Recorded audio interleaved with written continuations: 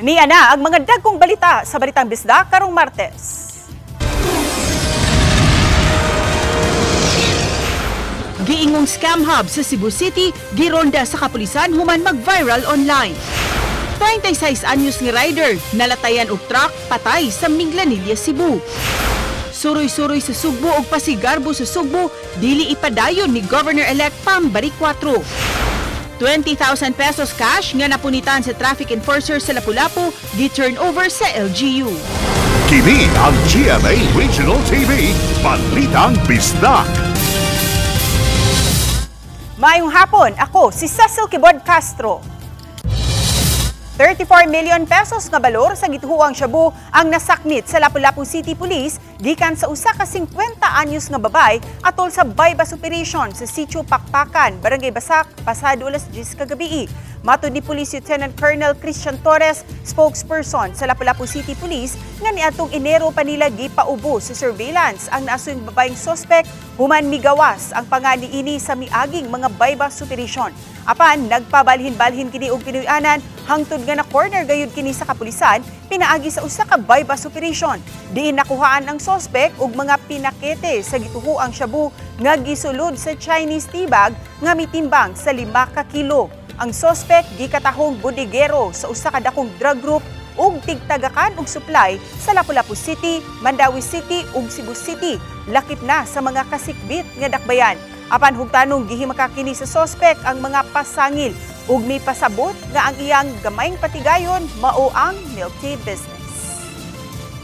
Unsa man kumanguha ng das nga anak kay ni sulod na lang basta sila way warrant, way video, way ano diretso na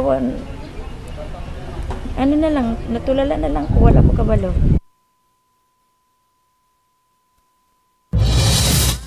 Patay diha dayon ang usa ka motorista human malatayi og truck nga nagkarga og graba sa barangay Tunghaan, lungsod sa Minglanilla. Gila ang biktima nga si Alias Glimar, 36 anyos, usa ka warehouse assistant sa usa ka dakong kompanya sa Dakbayan sa Mandawi. Samtang ang driver sa truck nailhan nga si Alias Eric, 38 anyos, taga Dakbayan sa Talisay. Sa pakisusi sa Minglanilla Police, nagsubay ang truck ug motorsiklo sa Natalio Bacalso Avenue sa susamang direksyon paingon sa south. Apan giingong nadungog na lang sa truck driver nga may mipaka sa tubangang bahin sa truck nga iyang gimaneho. Sa iyang pagsusi, nakita niya ang motoristang napasok sa ilaw sa truck. Matud ni Alias Eric nga dili kusog ang iyang dagan kay may graba siyang karga. Samtang pipila usab sa mga nakasaksi, mihulagway sa pagkaslide sa motorsiklo nga hinungdan nga nalagpot ang nagmaneho sa motorsiklo paingon sa truck. Padayon pang gipaabot sa Minglanilla Police kung magkasettle ba ang pamilya sa biktima o mupadayon sa pagpasaka o kaso. Gipangandaman na sa Talisay City Agriculture ang pag-abot sa panahon sa ting-uwan. Committee on Disaster Resilience miauhag sa kabarangayan sa pagtuon sa ilang hazard map, ilabi na sa mga landslide-prone areas sa Dakbayan. Ano ang report ni Femery Dumabo?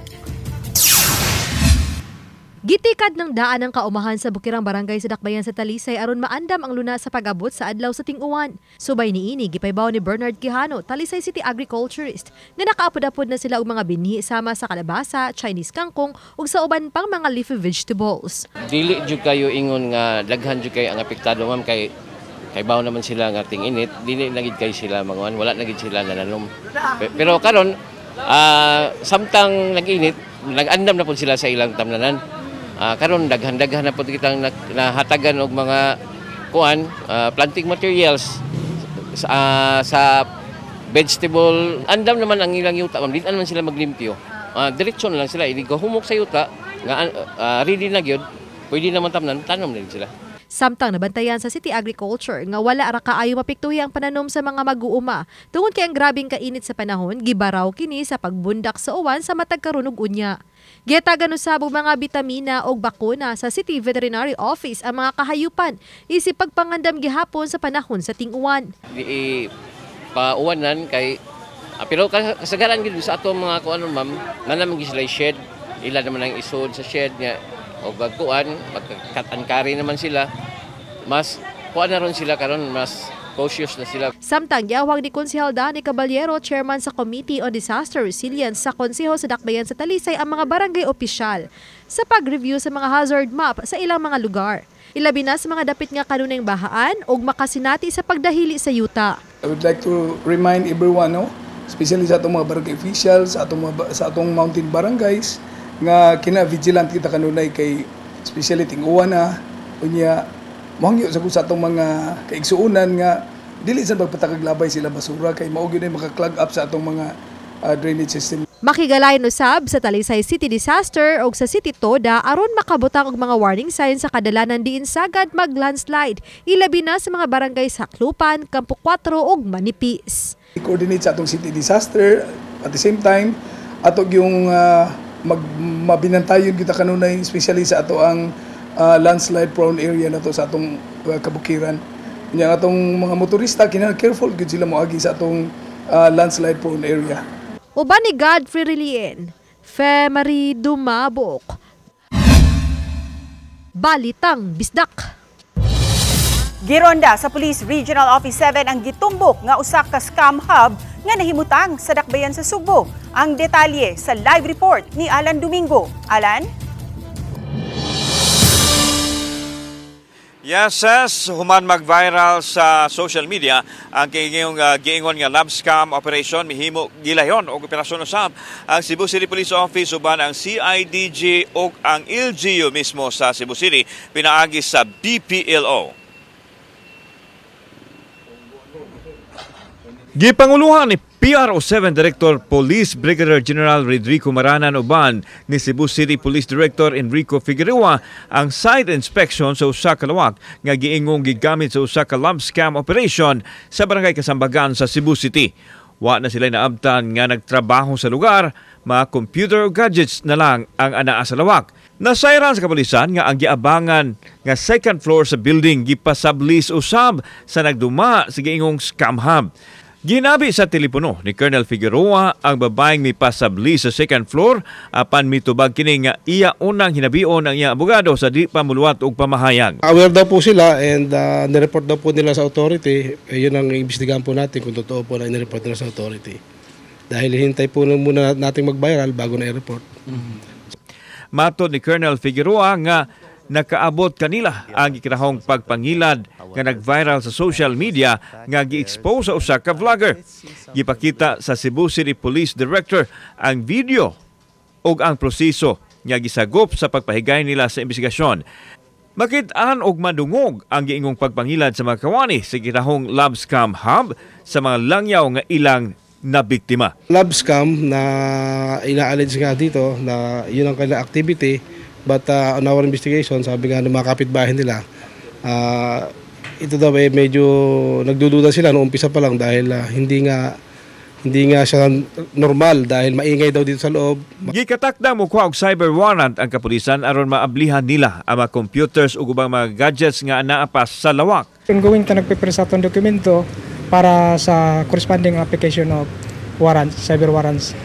Kauban sa kapulisan ang CIDG ug ang BPLO nga maoy nagpadala og show cause order sa nagpadagan sa building ug sa nagsablis nga nag-operate sa scam hub. Human sa site inspection, gipasirad-an kini o gipabantayan og mga pulis samtang gihikay pa ang pagkuha og cyber warrant. Yawhag sa PNP ang mga kawanan sa gayong scam hub nga mopakita kanila nga posibleng mamahimo usab nga saksi sa iduso nilang kaso. Nakuha na natin yung listahan ng lahat ng mga empleyadong nagtatrabaho dito. Kaya sila ay binibigyan namin ng pagkakataon na linisin ang kanilang pangalan. Kung sila ay walang kinalaman, magtungo sila sa tanggapan ng Cebu City Police Office at doon ay paliwanag nila yung kanilang side. Sa susas gitanaw karon sa kapulisan ang posibilidad nga himoong saksi ang mga empleyado sa naasoy scam hub pero magdepende gihapon is gibugaton sa ilahang partisipasyon sa giingong modus. Ses. Dagang salamat, Alan Domingo. Kini ang GMA Regional TV, Balitang Bisdak.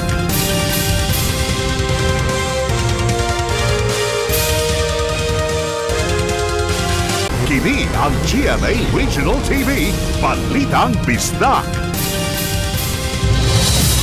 Karong hapon na niya ang part 2 sa ato ang pakig-interview sa bagong gobernador sa Subo nga si Pam Bariccuatro. Din iyang gisaysay ang dugang mga programa o proyekto ubos sa iyang administrasyon. Ani ang GMA Integrated News Interviews. Kaduang hugna sa atong pakighinabi kang Cebu Governor-elect Pam Bariccuatro sayranta ang iyang plataporma sa healthcare services, sa turismo ug uban pang mga isyu. Lakip na ang iyang pagpanerbaho niya uban sa napiling Vice Governor, board members ug mga mayor sa kalungsuran. And speaking of public health, I think that was one of the strong points sa imuhang campaign. How will you jumpstart this advocacy kining proyekto ninyo, Gov? Can you share details kung unsang mga ipatuman ninyo nga programa? Yeah, we already we were telling them na we need to put more medicines and more doctors to our healthcare system. As early as now, we're already organizing. There are doctors for PAM which will be helping us advocate this, and also we're looking also for support for our mga medicines na to, kasi we need to put more medicines, and also kanang testing, diagnostics. Kinahanglan sa tamang butang og mga basic diagnostics sa atong hospitals. Ug aside niining nag-una nimo nga priority sa healthcare, unsa pa ang mga major projects na tutukan ninyo, Gov, for the first 100 days of your administration? Yeah, we need to bring the investment corridor back to the province, kay kulang kay og economic activity. In fact, ang ato ang per capita income is half of the national average. So we need to bring business back in the province and make sure nga na ay ease of doing business. Kaya para ang mga negosyante mo invest nato and more businesses, more jobs for our people. Gov, nag-unang sektor dinhi sa province, sa ato ang probinsya, ang turismo. Unsay mga plano nato og proyekto para mas mulambo pa jud ang ato ang tourism sector dinhi sa Cebu province? We were just talking about that earlier, nga ning baba gyud ang ato ang tourism industry diri sa Cebu, We have to yield control to be in control of our tourism industry here. Kay sobra ra kaayo sila ka-controlling sa industriya diri. Everything adto dito sa Kapitolyo, portal na kuan niya ang collection dito, daghan kay taxes, na ay adto ka sa Moalboal. Did you know that, Ses, nga musud ka sa Moalboal? Nanay environmental kuan tax niya, kung muligo ka na nasa tourism tax, tanan na lang takson. So kung ikay turista, ganahan ka mo adto sa kalugar, nakadalihok nimo, mabayron ka. Daghan ang nangutana. Kung ipadayon pa bagihapon ubos sa imuhang administrasyon ang pasigarbo sa Subo. We will find another alternative, but definitely not that one, because it cost us 2.55 million, for a one-day event. I would rather put that money in the healthcare system rather than spend it dancing around the street and 3 a.m. at 4 a.m. when everybody is so tired and sila nila yung nagtanaw silang kaugalingon. And how about suroy-suroy sa Subo, Gov? Kay usa naman dyan siya sa mga naila nga activity dinhi sa Subo. Para nako, Ses, ang dapat magsuroy-suroy ka ng mga mobile clinics, mobile kitchen, mobile food trucks, mo tanay angay magsuroy-suroy dito sa pinakalayo ng mga probinsya. What will your working environment be? How will you collaborate with Vice Governor-elect as well as the whole provincial board members? So di sila mga problema nako. I'm very easy to work with. I want to empower them. I don't want to overpower them. As they say, election is also a time for healing and reconciliation. After all, para ni sa mga Subuano, would you be willing to have a dialogue with incumbent Governor Gwen Garcia? On my part, I'm open to it. But I am not sure on her part if she would be, So ako open lang ko ana. Yeah. Walay problema. If she wants to talk to me, I would be willing to talk to her. Unsay mga mensahe nimo sa mga Subuanon, ilabi na sa mga mituo sa imuhang plataporma? Og ako ginang paningkamuton nga di ta mo pakyason sa inyong boto nga gihatag diri kanako. Og please, I would want to listen to you kay I believe that good governance starts from listening to the people.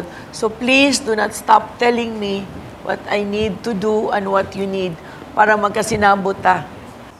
Ug mao kadto ang atong one-on-one interview kang Cebu Governor-elect Pam Bariccuatro. Angay unya natong tutukan ang mga kabag-uhan ug kalambuan sa ang pagdumala unya sa tibuok Cebu Province. Kini ang GMA Regional TV, Balitang Bisdak.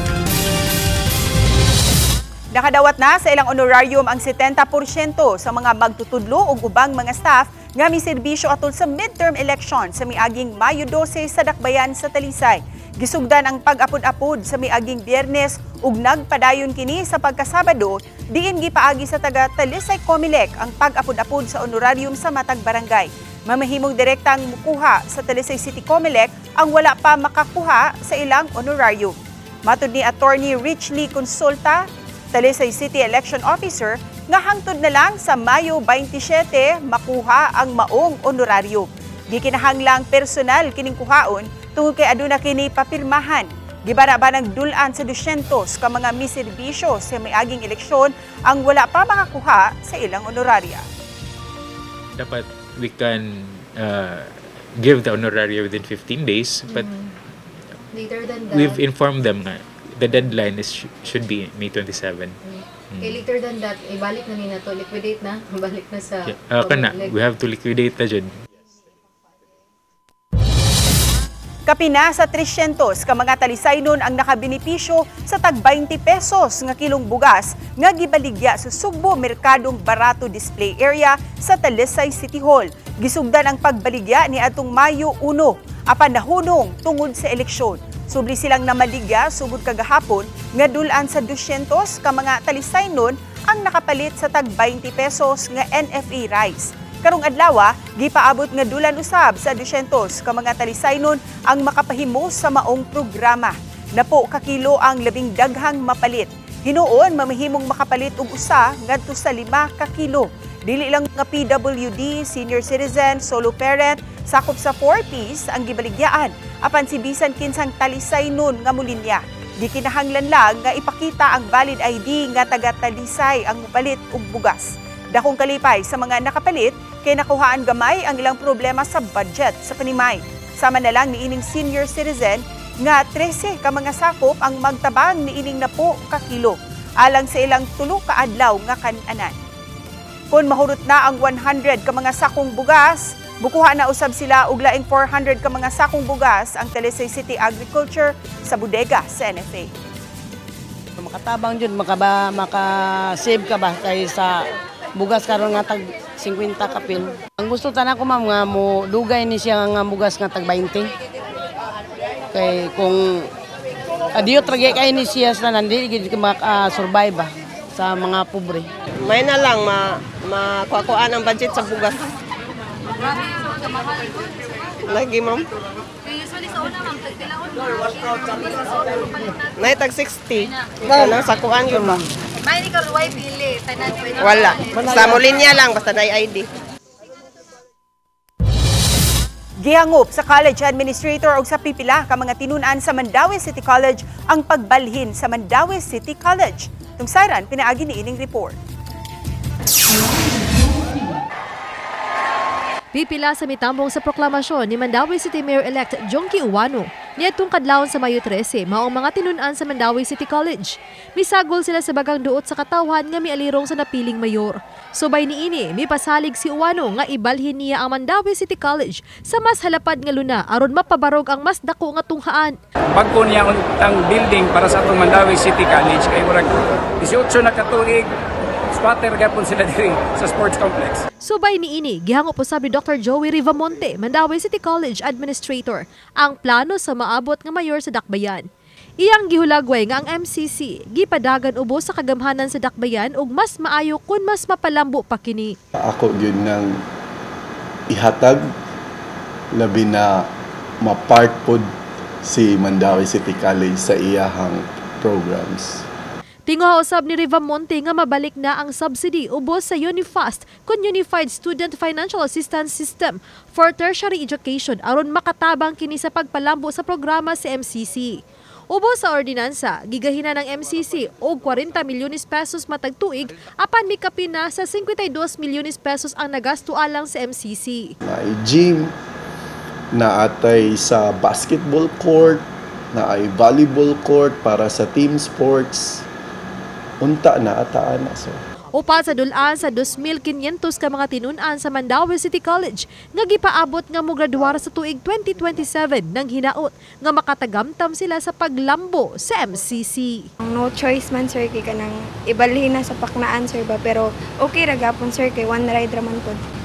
Para nako sir, okay ra jud siya kay as long as kanang maka-eskwela mi, okay ra jud siya.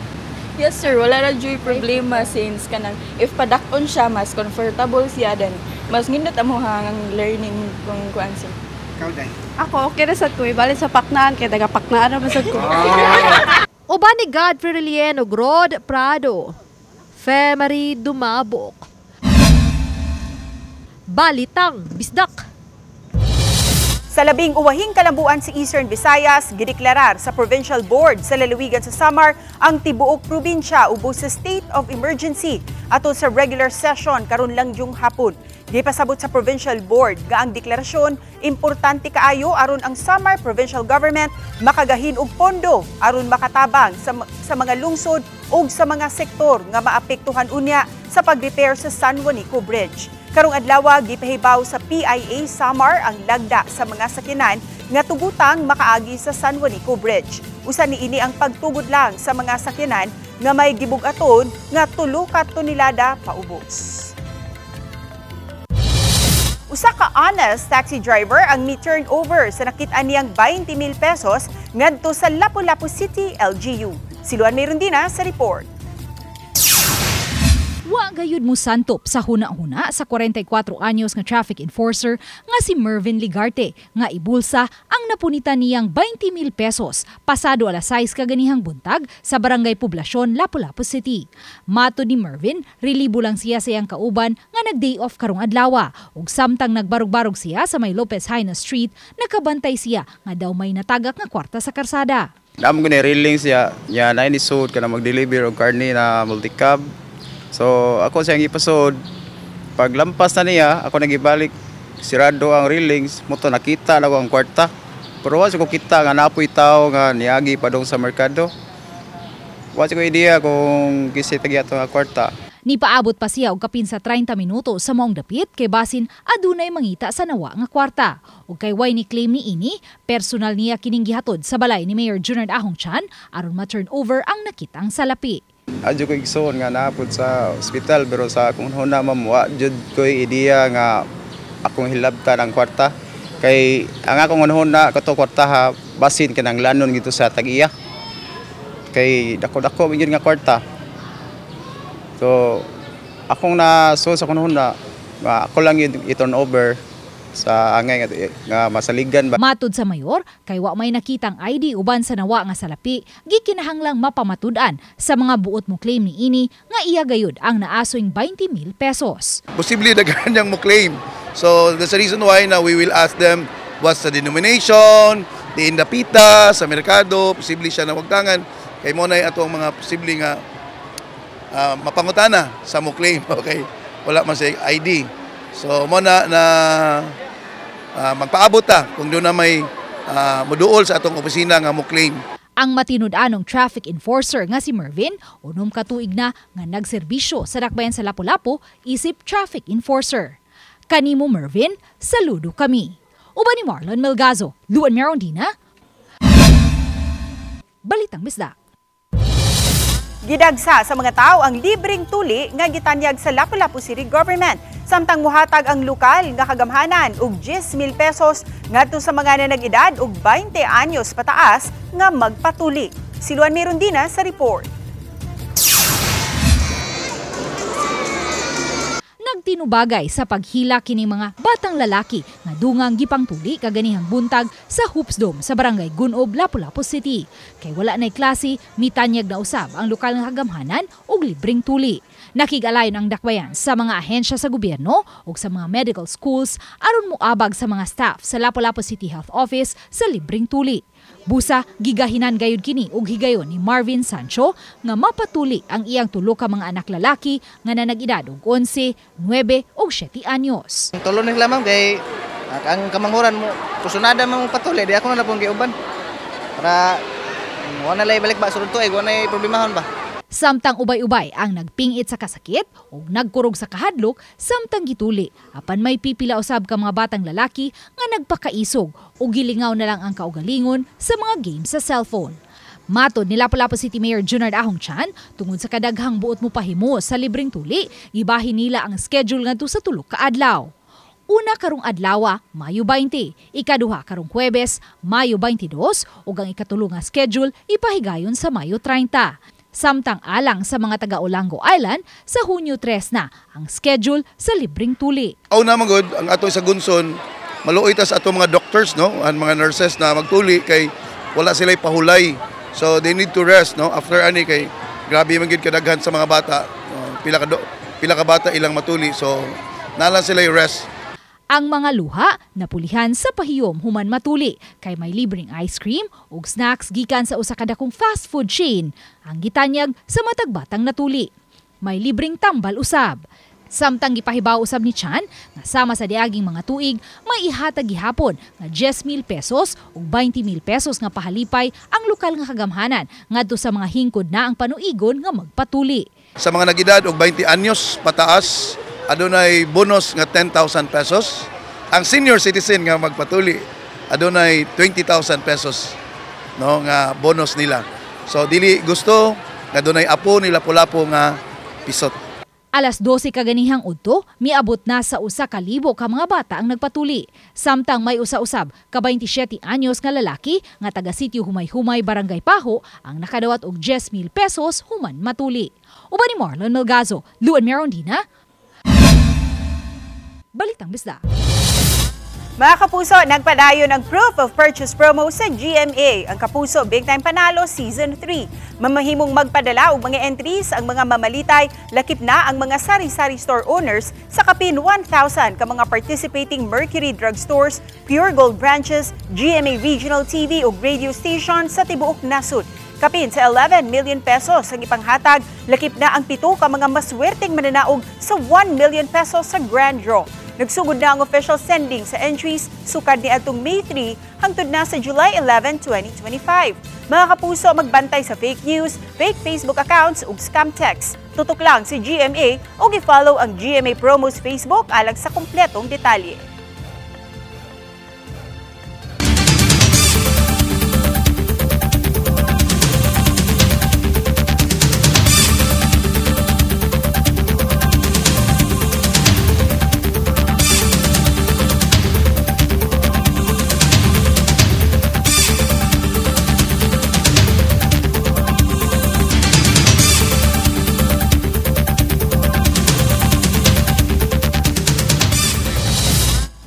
Ang GMA Regional TV Balitang Bisdak, kinatibuk ang puwersa alang sa mas dakong misyon ug mas halapad nga pag-alagad sa nasod. Mayong hapon, mga kapuso.